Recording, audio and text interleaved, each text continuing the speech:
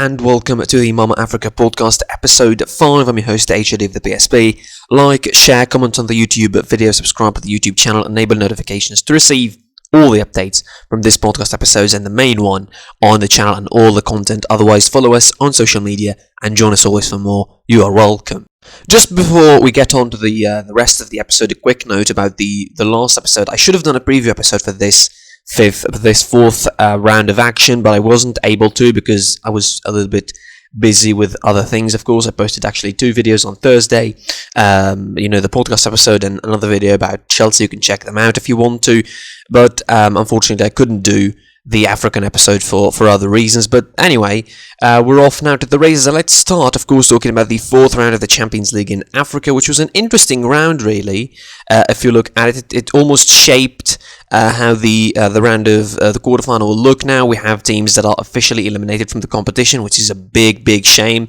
Of course, we're going to get to later. And let's start from Group A, of course, where the champions Al-Ahly have now, doubled down on their bad performances. And I think the physical aspect of the Champions League, or the last 2 months, I would say, of action for their players, I think caught up to them eventually, between, the African Cup of Nations for some of their players, League and Cups and Champions League football, as well as a FIFA Club World Cup in between. I think it finally caught up to them, and this game against Sundowns, they looked as tired as ever. Obviously, the game was happening at the same time as Esperance Etoile in the Group C, but I was zapping between the 2 games and watching bits of here and bits there. And it looked really like Al-Ahly were caught up, and they were really exhausted. They started the game well. They started decent enough, I suppose we can say. The first half, or at least most of the first half, was fine by Al-Ahly standards, I think. At the standards of champions, of course, standards of a team that won the competition 10 times, and its title holders, and won it 2 in the last 2. But definitely they didn't look in any way like the superpower of champions that they should be looking like heading into the quarterfinal, or you suppose heading into the quarterfinal, in the Champions League. The start was good, as I mentioned, for Al-Ahly, and then they just dropped completely in the midway through the first half, and on a set piece, badly defended, they conceded the only goal of the game. Again, it's basically one mistake, and that's it for Al-Ahly. They dominate the game, but without any kind of effect. Unlike even the first game in Egypt, where they dominated and had created loads of great opportunities and even had a penalty shout, possibly that could have changed the game. In this one was different. They didn't have a lot of opportunities. Actually, Sundowns were even more dangerous in the second half, where they tried to equalise, Al-Ahly tried to equalise and push for the equaliser. That eventually didn't come, and they lost the game 1-0 in South Africa. Now, the Sundowns pulled the double on Al-Ahly and put them in a really difficult position heading into the last 2 games of the group. Of course, Al-Ahly's next couple of games are tricky, although supposedly both at home and easy, or technically both are going to be in Egypt, because they will be playing Al-Hilal in Egypt, but Al-Marikh's game's also going to be played in Egypt as well, for reasons that I really don't understand at the moment. So both games have the Al-Ahly having the advantage in them, but we don't know exactly how is that going to affect the Egyptian side. Are they going to take advantage of the fact they play both games at home or not? It remains to be seen. In the other game of that group, Al-Hilal Omdurman traded the victory with Al-Marikh from the first game. They won 1-0 at their home. Of course, Al-Marikh played with 10 men, in this game, for the majority of it. Realistically speaking, Al-Marikh played with 10 men, which really made the situation even more difficult for the Sudanese side, who lost 1-0 against Al-Hilal. I expected Al-Hilal to not win. I actually was expecting Al-Marikh win, and my expectations were subversed in a big way. Again, the red card was the turning point of the game, and from there, the home side simply routed and dominated the game, but they only managed to score 1 goal, which was enough at the moment to keep them in the game. 4 points now, but they are bottom of the group technically, behind Al-Ahly with 4 points as well, Al-Marikh with 4 points, and Sundowns completely breaking away with 10 points, surely qualifying to the next round. Of course, the situation is that now awaits us is it's going to be all about the next couple of games. The head-to-head matches between the three sides behind Sundowns are going to be very, very important in determining who will go through from that group. In Group B, and interesting results from round 4. We start from Guinea as Horoya Conakry defeated Raja Casablanca 2-1 in the reverse fixture. After a tough victory for the Moroccan side in the first game, 1-0 in Casablanca, they lost against Horoya Conakry, who turned things around both figuratively and literally during the game. Raja Casablanca went ahead in the 19th minute, but Horoya Conakry managed to equalise quickly in the 26th minute, and from a soft penalty, clearly, I will be honest with you, a soft penalty given against them in the 29th minute, Horoya Conakry scored the second goal, made it 2-1 inside 30 minutes, and the game remained that way despite Raja Casablanca's attempts in the second half, which were not exactly dangerous. It was just, I think, no bite, I would suppose I can say about Raja Casablanca. Horoya were even more dangerous on the counters, which you'd expect them to play like in a game like this against a side they know that they're not favourites exactly against, but they were more dangerous, and the result was really, really surprising. And add to that the fact that the game was basically in front of no crowds. Like, the crowds, they were not there to say, oh yeah, they stressed the players, or they created an atmosphere that didn't help the players and didn't let them focus. The game was basically in front of no spectators, and Raja Casablanca played a decent second half, albeit to a horrible first half, where they conceded twice and could have conceded a couple more than that, actually. All the credit in the world should go to their defenders and to their goalkeeper, Marwan Fakhr, for saving them from conceding a couple more goals, at least, in that first half. So now this victory, actually, for Horoya opens things up. Not for them, because I don't really believe that they will go through. This is the only first victory of the campaign, which comes against a side like Raja Casablanca. It's a big victory.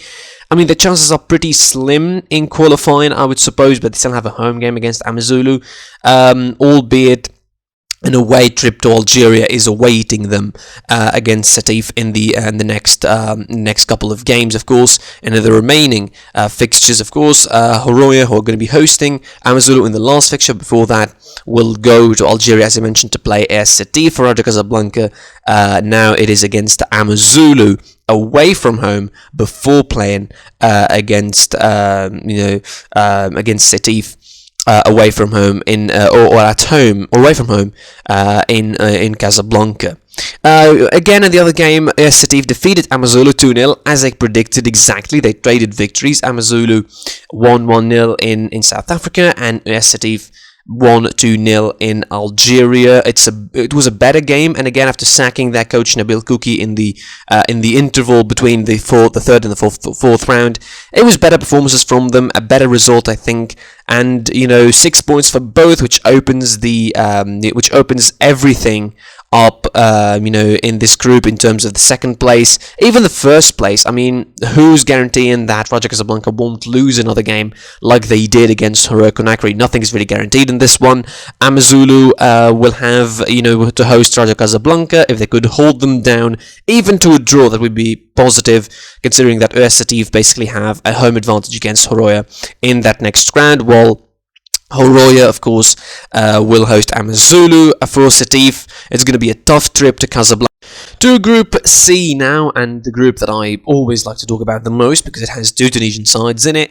We'll kick things off actually from Friday's action in it, where CR Belouizdad predictably and unsurprisingly, I would say, defeated Galaxy 4-1 in Algeria and took themselves to 8 points now in the group behind Esperance. Nothing really to talk about in this game.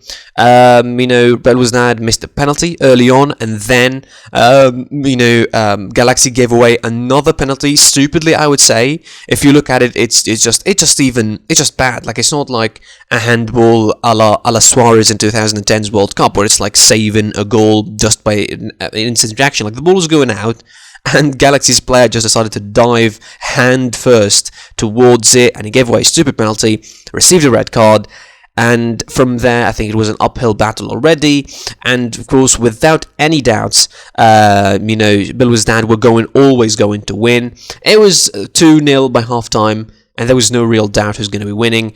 They scored a consolation goal, which as close as they will get to something meaningful in this group, potentially. A goal here and a goal there as well. 4-1, the final result.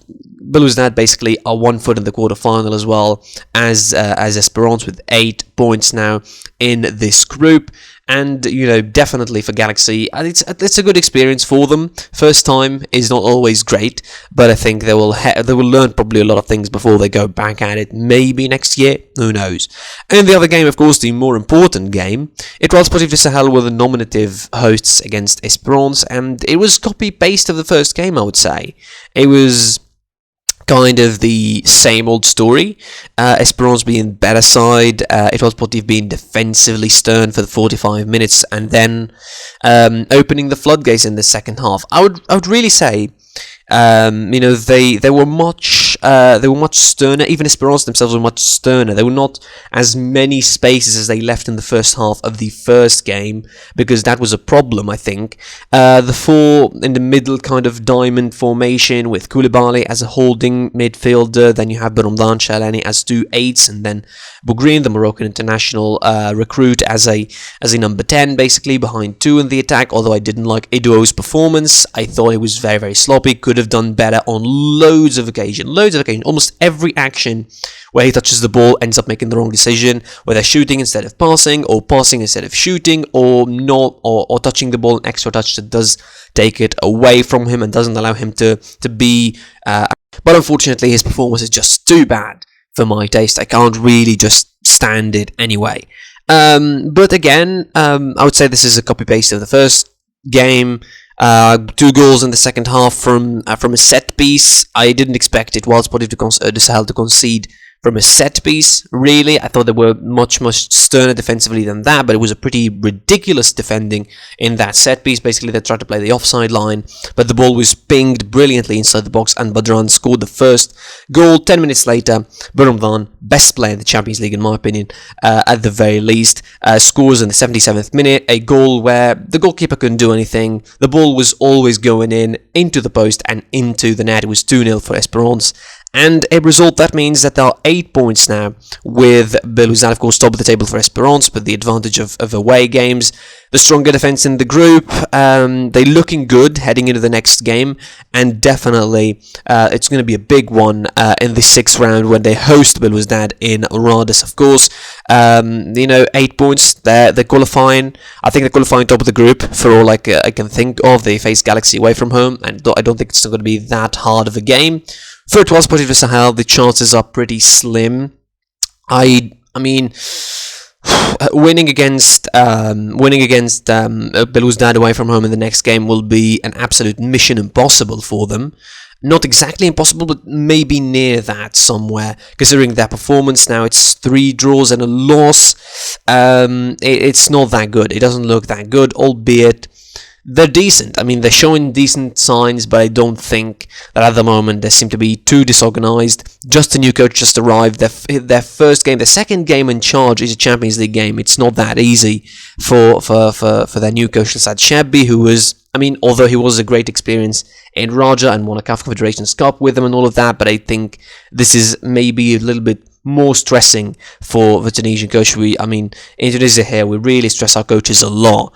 Anyway, the standings of the group are like this. Of course, Esperance now with 8 points, for Belouizdad as well, 8 points. They're close to qualification, both of them. Etoile Sportif de Sahel with 3 points, slim chances I would say of qualifying, and Galaxy, of course, the whipping boys of the group, 1 point and 11 goals conceded in this campaign. And to round off, of course, the talk about the 4th round of the Champions League, we go to Group D. And if Group C had a side that has slim chances of qualifying, Group D has a side that officially is going to leave the competition. Zamalek, unfortunately, they will be, saying goodbye to the competition from the group stages, as they lost again to Wydad Casablanca 1-0. This time it was the reverse, I would say, of the scenario from the first leg, where Wydad dominated, or Zamalek started well, and then Wydad dominated the rest of the game. It was Zamalek basically dominating the entire game for themselves and missing loads and loads of opportunities, and not being clinical in their finishing. And you need to be clinical in your finishing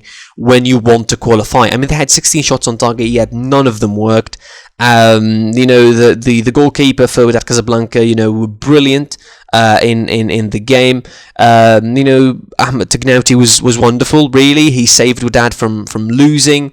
And I mean, giving credit to Wydad defense as well for being really stern when they needed to. Didn't give Zamalek loads of opportunities in the first half. Probably the second half felt more urgent as far as Zamalek are concerned, because the time was running quickly, really, and they needed to win. Wydad Casablanca were calm, were very collected, were very focused, and were very organized, which meant that they could have scored. They could have scored the goal even late, and there would have been a hurry, but the goal came early in the second half thanks to Horoya from let's say, a stupid penalty given away by Zamalek. It's one of those penalties where you ask yourself, what the hell is a defender doing? 48 minutes in, Wydad score for the penalty, 1-0, and that's the game basically done and dusted. I think Zamalek were deflated after the goal, although they tried a lot, but again, you can see and you can feel that they were very, very deflated and couldn't care less what is going to happen in the rest of the game anyway. And after, of course, this result, the president of Zamalek decided, well, I'm going to sell a bunch of players. Basically, I'm not going to pay the players for this month, and a lot of crazy decisions that I don't think are beyond football and really hurting people. Also, he's going to be continuing with the players from the academy. Apparently, going to be playing the rest of the season with them. It's a big mess. Zamalek at the moment for the second straight season. They go out of the group stages, and although last season they tried to make it sound like it was a conspiracy and all of that, I think none of that can be applicable to this situation. They made themselves lose out on this place in the group stages. I always expected them to go together, Wydad and Zamalek, but again, unfortunately, when you are this bad, you can't really argue that it was a conspiracy against you or anything like that. It's all, an in-house sort of situation now for Zamalek. Hopefully for them, they recover really quickly, because they are one of the biggest sides in Africa anyway. Elsewhere in the group, Atletico Petróleos de Luanda host Sagrada Esperanza. They renewed the victory from the first leg. 3-0 it was. And no doubt about it now, Petróleos de Luanda and Wydad Casablanca are officially in the quarterfinals. The only group, I would say, where there is clear two winners and clear two qualifying to the quarterfinals, of course. Petro Atletico de Luanda, I think, a side that underrated and might be really dangerous when you're drawn against it in the quarterfinal. I mean, they're going to be, I would say, a dark horse in this competition. At least there will be one of them, because I expect two Arab teams in Group A, obviously, and Group B, and Group C. For Wydad Casablanca, although I feel that they play better, but I think the loss against Petro Luanda may hurt them in the grand scheme of things, and they will go second potentially, although they still have a game against them in Morocco. The top of the group is for Petro Atletico, of course, 10 points, Wydad Casablanca 9 points, Zamalek 2 points, officially eliminated, as well as Sagrada Esperanza. That's it for this episode. Thank you for watching/listening. I was your boy, the HD of the BSB. Like, share, comment on the video, and subscribe to the YouTube channel. Enable notifications to receive all the updates, and of course, follow us on social media. And until the next episode of the podcast, the main one, and this one maybe, I will be seeing you soon. Goodbye. Behind closed doors, I'm a fool for your love.